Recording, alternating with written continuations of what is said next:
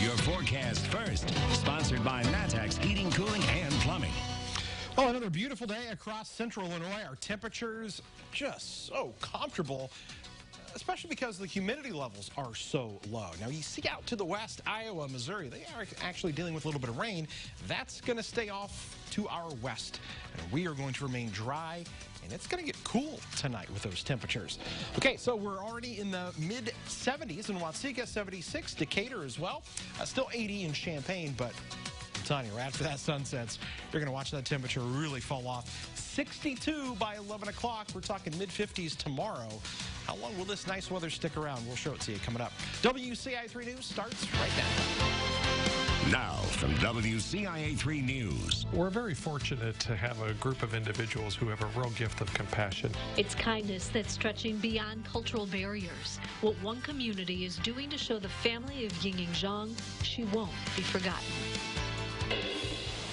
Plus, a financial aid scandal hit the U of I, what the governor is doing in response.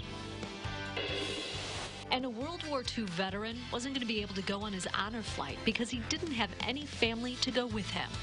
We'll tell you who stepped in. And we have breaking news tonight. The Walmart in Urbana has been evacuated, and police are on the scene right now. It's happening at the Walmart near High Cross Road and University Avenue. WCIA3's Jen Lask is there now. So, Jen, what do we know? People are waiting outside right now at this Walmart after police were called to the scene around 4 o'clock this afternoon. The call came in just around 4:02.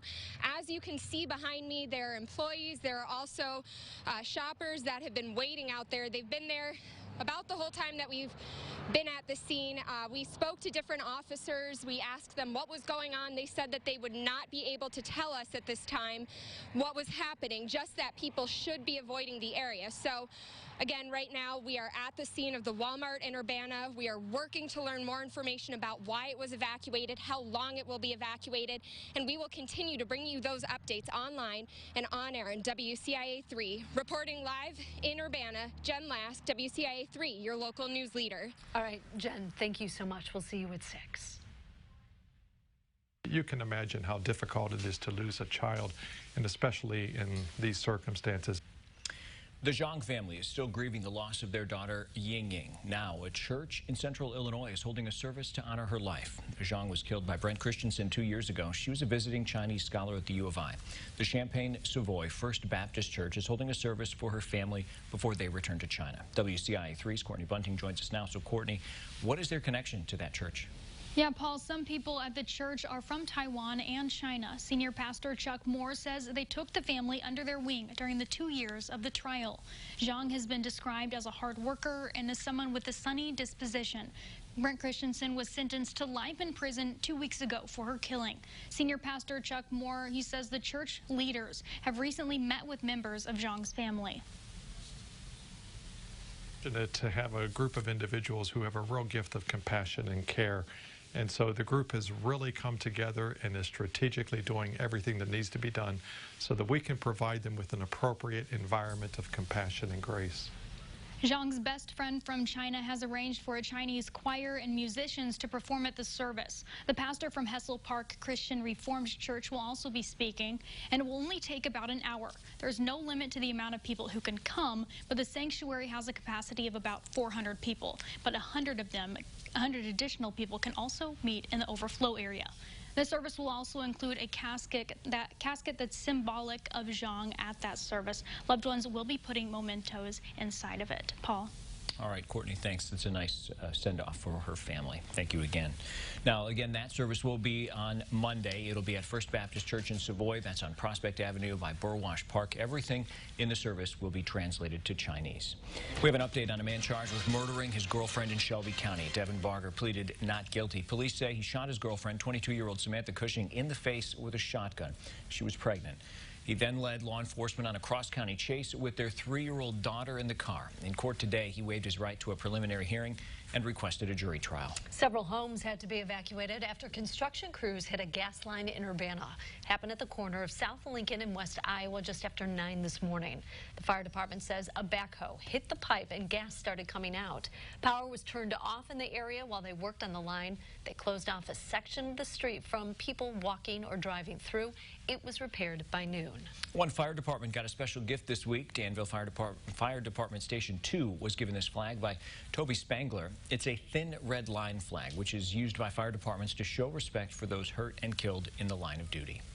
We have new information about the U of I financial aid scandal. Governor Pritzker today called for an investigation. Wealthy parents are giving up guardianship of their kids so the students can claim themselves as independents. It qualifies them for significantly more financial aid for tuition.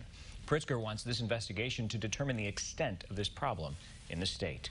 We have a follow-up tonight. Danville is moving ahead with construction of a new casino, but some people aren't happy with the route the city is taking. Today is the deadline for developers to give their plans to the city. One alderman says it's going to be a while before those drafts become reality.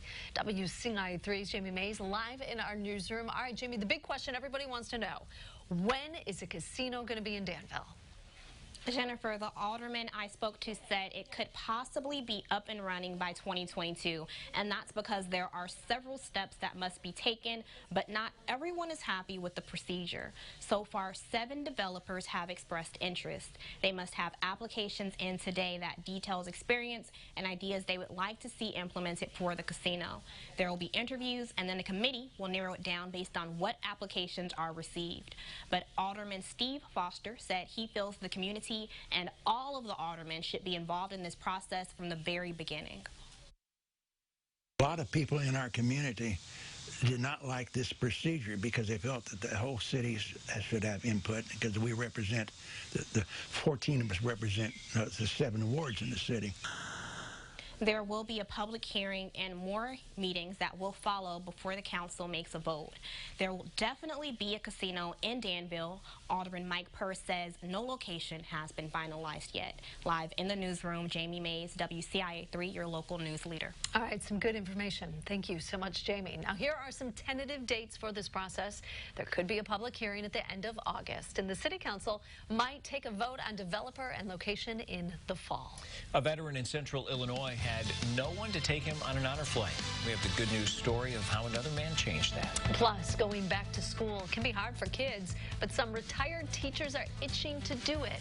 What just made it easier for them to get back to your kids' classroom?